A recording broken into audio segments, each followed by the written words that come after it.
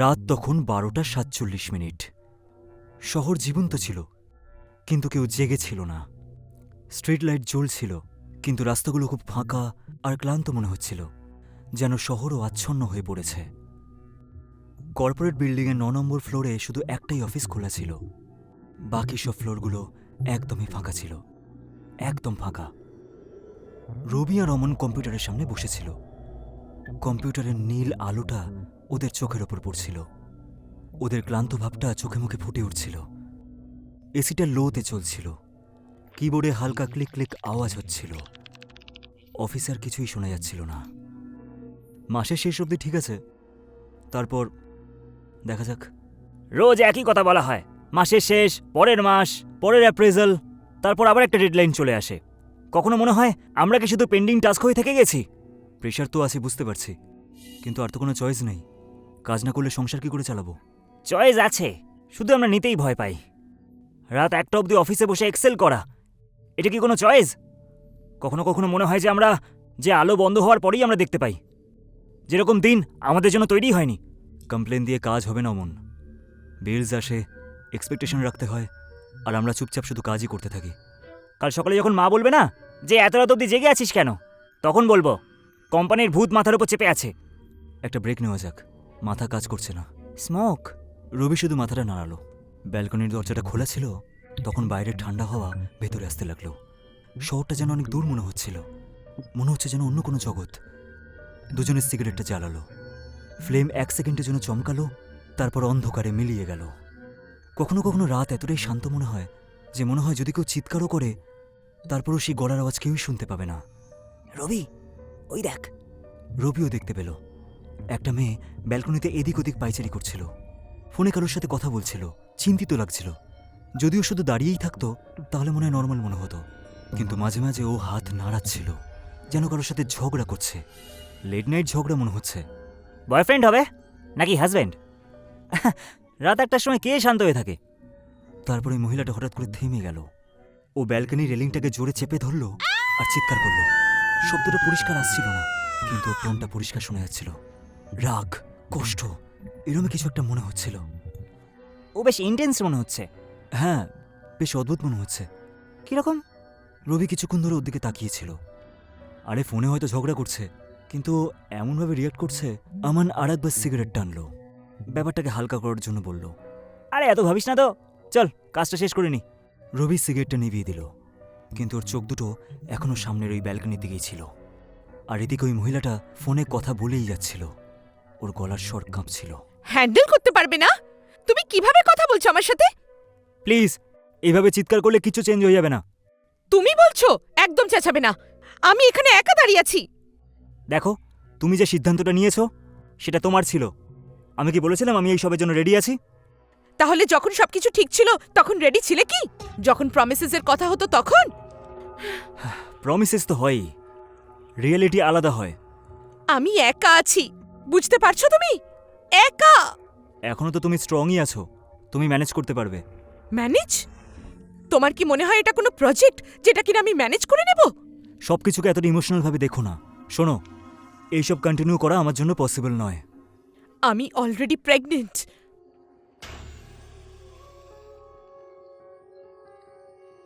তোমার এগুলো আগে ভাবা উচিত ছিল। তুমি সত্যি এটা বলছো? রবি আর অমন চুপচাপ দাঁড়িয়েছিল। ওরা অফিসের ভেতরে ঢুকতেই যাচ্ছিল, কিন্তু হঠাৎ রাতের এই নিস্তব্ধতা ভেদ করে একটা চিৎকার ভেসে এলো।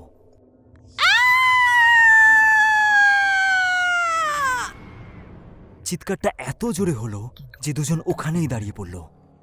আমানের হাতটা দরজার হ্যান্ডেলের কাছে আটকে গেল। রবির শরীরটা যেন এক মুহূর্তের জন্য কেঁপে উঠল। দুজনে ঘাবড়ে গিয়ে সামনের ওই বিল্ডিংয়ের ব্যালকনির দিকে তাকিয়েছিল। ওই মেয়েটা তখন আর দাঁড়িয়েছিল না, ও ব্যালকনির ফ্লোরে বসে পড়েছিল, মাথাটা নিচু করেছিল, আর ওর শরীরটা কাঁপছিল। ও কাঁদছিল, জোরে জোরে নয়, কিন্তু এমনভাবে কাঁদছিল যেন মনের ভেতর কতটা কষ্ট লুকিয়ে রেখেছে। ফোন ওর হাত থেকে পড়ে গিয়ে পাশেই পড়েছিল। এ ভাই, শুনতে পেলি তুই? হ্যাঁ, মনে হচ্ছে মেয়েটা ঠিক নেই। এরকম চিৎকারটা নর্মাল মনে হচ্ছে না।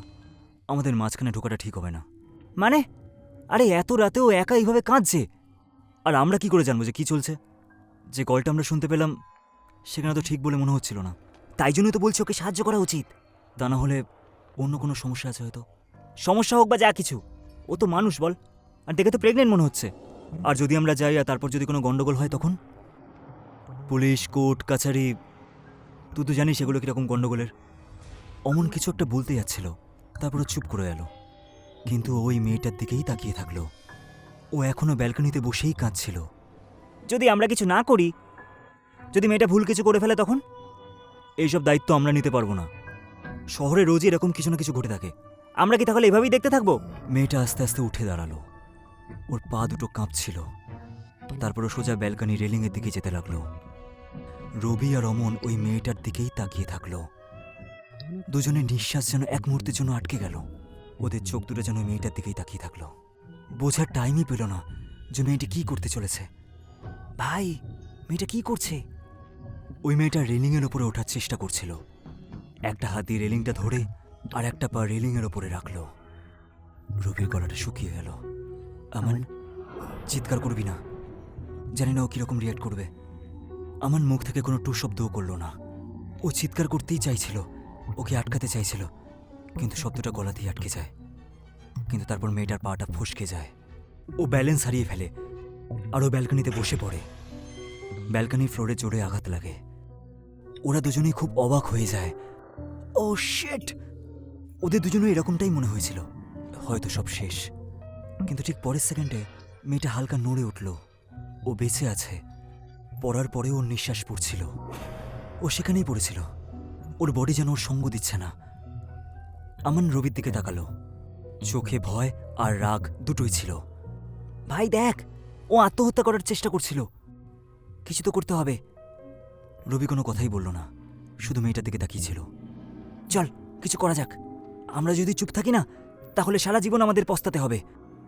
রবি কিছু একটা বলতেই যাচ্ছিল, তখন ওই মেয়েটা আবার নড়ে উঠল। আস্তে আস্তে ও রেলিং ধরে উঠে দাঁড়ালো। ও টলমলো করতে করতে দাঁড়ালো। আমানের বুকটা ধরপড় করে উঠল। না না, আর না! ওই মেয়েটা রেলিংটা চেপে ধরল। এইবার ওর চোখে মুখে কোনো রাগ ছিল না, না চিৎকার, না কান্না, শুধু একটা অদ্ভুত শান্তি, যেন ও কিছু একটা সিদ্ধান্ত নিয়ে নিয়েছে। রবি আর আমান দুজনেই একদম চুপ করেছিল। ওদের নিঃশ্বাস জোরে পড়ছিল। ওরা শুধু ওর দিকে তাকিয়েই ছিল, চোখের পাতা না ফেলেই। মেয়েটি আস্তে আস্তে রেলিংয়ের ওপরে উঠল। এইবার ওর পা স্লিপ করল না, ও সোজা দাঁড়িয়ে পড়ল রেলিংয়ের ওপরে। এক মুহূর্তের জন্য সবকিছু যেন শান্ত হয়ে গেল। তারপর ও সত্যিই ঝাঁপ দিল।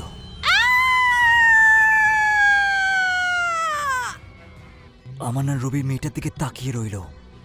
দুজনের কারোরই মাথা কাজ করছিল না। ওদের দুজনের কানে শুধু একটাই শব্দ ভেসে আসছিল, নিচে কিছু জোরে পড়ে যাওয়ার। ভাই, ও ও ঝাঁপ মারলো! রবি এক সেকেন্ডও ওয়েস্ট করলো না। চল, নিচে যাওয়া যাক, তাড়াতাড়ি। দুজনেই পালালো আর অফিস থেকে বেরিয়ে গিয়ে বাইরে যাওয়ার চেষ্টা করলো। লিফটের জন্য অপেক্ষা করার সময় ছিল না। সিঁড়ি থেকে তারা দ্রুত নিচে নামলো। অফিস বিল্ডিংয়ের বাইরে বেরিয়েই ঠান্ডা হাওয়া তাদের গায়ে এসে ধাক্কা লাগলো, কিন্তু ওরা কিছু অনুভব করতে পারল না। মাঝরাত হয়ে গিয়েছিল, সারা রাস্তা ফাঁকা ছিল। স্ট্রিট লাইটের নিচে ওদের দৌড়ানোর ছায়াটা বাড়তে লাগলো। ওরা দুজনে কিছু না বলেই দৌড়তে লাগলো। নিঃশ্বাস প্রায় শেষ হয়ে গিয়েছিল, পা দুটো ব্যথা করছিল, কিন্তু ওরা থামতে পারছিল না। কিছুক্ষণের মধ্যে ওরা সামনের বিল্ডিংয়ের কাছে পৌঁছে গেল। দুজনেই ওই বিল্ডিংয়ের কম্পাউন্ডের ভেতরে ঢুকে গেল। বেশ গাঢ় অন্ধকার ছিল, শুধু কিছু স্ট্রিট লাইটের আলোই রাস্তায় পড়ছিল। রবি আর আমান এদিক ওদিক দৌড়তে লাগলো। প্রত্যেকটা জায়গায় দেখলো, সব জায়গায় খোঁজার চেষ্টা করলো, গাছের নিচে, পার্কিংয়ের কাছে, স্টেয়ারকেসের নিচে, কিন্তু কোথাও কিছু পায়নি। না কোনো বডি, না রক্ত, না ভিড়, যেন কিছু হয়ইনি। ভাই, এটা কি করে হতে পারে? আমরা তো নিজের চোখেই দেখেছিলাম, তাই না? ও তো উপর থেকে ঝাঁপ দিয়েছিল। হ্যাঁ, আমিও দেখেছিলাম। দুজনে একে অপরের দিকে তাকিয়েছিল, যেন ওরা কনফার্ম হতে চাইছিল যে ওরা পাগল হয়নি। তারপর হঠাৎ করে ওরা কানে একটা সিটির আওয়াজ শুনতে পেল, এত জোরে যে ওরা দুজনে প্রায় ঘাবড়ে গেল। ওদের ঠিক পিছনে একজন গার্ড দাঁড়িয়েছিলেন। এই, কে তোমরা? এখানে কি করতে এসেছো? কি চাই তোমাদের? আমান আর রবি একদম ঘাবড়ে গেল।